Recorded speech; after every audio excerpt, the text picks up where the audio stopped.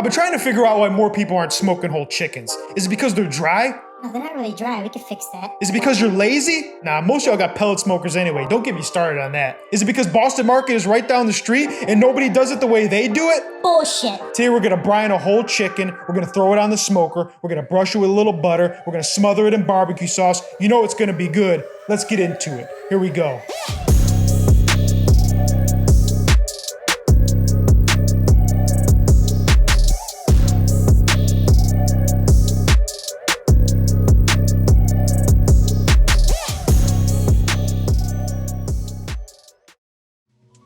Before we dive into this beautifully smoked and tender chicken, it all started 24 hours ago with a brine. The first thing you need to do is heat up 2 quarts of cold water in a medium-sized saucepan. So the next steps are going to be optional, but I think it adds a lot of flavor. We're going to add a bunch of parsley, some rosemary and some thyme, a few bay leaves, about 3 or 4 garlic cloves. Now I chose to keep them whole, but you can crush them up a little more if you'd like. We're going to add 1 whole lemon cut in half, and lastly, 1 sweet onion peeled and cut in half. Now that our water is hot, we're going to dissolve 3/4 cup of salt and 2/3 cup of sugar. So before we can add all our aromatics in the chicken, we need to cool the brine down. We're going to add 2 quarts of ice to an 8-quart container to make sure we have enough room for our chicken. Pour the warm brine over the ice and stir until the ice is completely dissolved. To the container, add about a tablespoon of peppercorns, your sweet onion and your lemon. Don't forget to squeeze the lemon juice into the water because I forgot. Next, add your 4 to 5 cloves of garlic, 4 to 5 bay leaves, parsley, rosemary, and thyme. Stir that all together and set it aside. So now let's get ready for our chicken. Pat the chicken dry and then make sure you give it a nice massage. Really get in there, get all the kinks out, make them nice and comfortable. If you do this, it'll be 10 times more tender. Lastly, don't forget to give your chicken a nice little love tap before we submerge them in the 24-hour ice bath. So all jokes aside, when you place the chicken into the brine, make sure you push it down, allowing the water to fill the cavity. This will keep the chicken submerged, allowing it to brine evenly.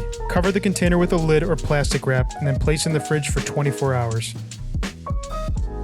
Alright, so it's been 24 hours. We're going to go ahead and take our chicken out of the brine, set it on a baking pan lined with paper towels. It's very important that we rinse the excess brine off the chicken or else it'll be too salty. So we're going to take the same container, fill it up with some clean water, dunk it a couple times, and then place it on a cookie sheet lined with paper towel to dry. Next, we're going to tie the chicken up and stuff the cavity with a lemon, onion, and a few herbs. This is completely optional and probably won't add any additional flavor, but it won't hurt anything, so we're going to do it anyway. So the simplest way I know how to tie this chicken up is to place the butcher twine under the wings and make a crisscross along the back, then under the drumsticks, lift up and tie it in a knot. So since the chicken's going to get a butter bath and smothered in barbecue sauce, we're going to keep the dry rub pretty simple. In a shaker, we're going to combine 1/4 cup of salt, 1/4 cup of black pepper, 1/8 cup of garlic powder, 1/8 cup of onion powder, and 1/8 cup of paprika. Shake that up until it's fully incorporated.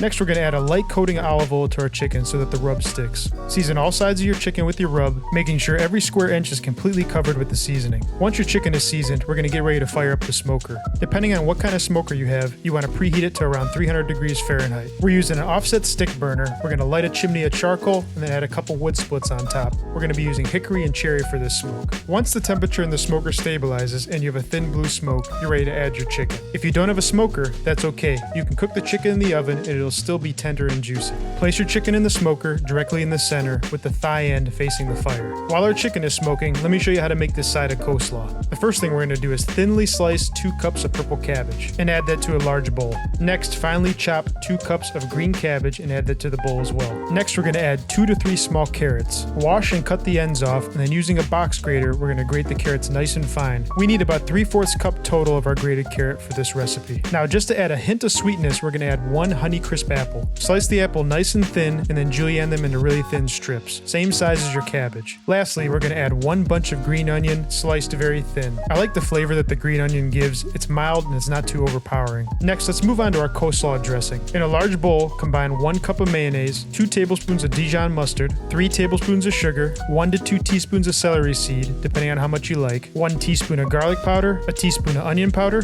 2 tablespoons of apple cider vinegar, and lastly, salt and black pepper to taste. Mix until completely combined. Next, add your dressing to your coleslaw, toss until completely covered, cover with plastic wrap, and set in the fridge for 1 to 2 hours. Be sure to allow it to marinate so it'll soften up the vegetables. So now that our chicken's been on the smoker for about an hour and a half, we're going to brush it with a little butter. Nothing fancy here. We're going to take 2 sticks of butter, place it in a saucepan, let it melt slowly, and then generously brush the chicken with the butter while it's on the smoker. While the chicken is continuing to cook, we're going to work on making a bourbon barbecue sauce. To start, we're going to finely dice about 2 tablespoons of shallot, and about 3 garlic cloves. In a medium saucepan, we're going to add about 1/3 to 1/4 cup of bourbon whiskey. Next, add your shallot and your garlic and simmer until translucent. We're going to add about 3 tablespoons of apple cider vinegar, 2 tablespoons of Worcestershire sauce, hot sauce to taste. We're adding about a tablespoon's worth, 1/4 cup of light brown sugar, 1 cup of ketchup, and salt and pepper to taste. Mix and let simmer for about 20 minutes. About 30 minutes before your chicken is done, completely cover with your bourbon barbecue sauce and let it continue to cook until the chicken's 165 degrees internal.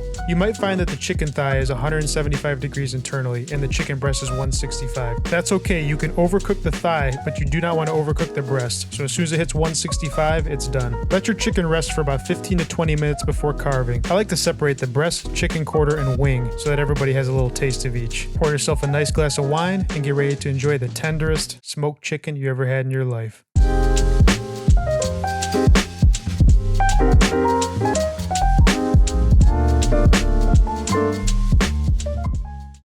So that was our smoked barbecue chicken. It was smoky, tender. The breast meat was very juicy. There's just one thing though. The chicken wing portion of the chicken was a little salty, so I might recommend dialing back the salt content in the brine, or you can only brine for maybe 12 to 18 hours. That should help out instead of 24. If you enjoyed this video or you learned something, give us a like, subscribe, and I'll see you in the next video.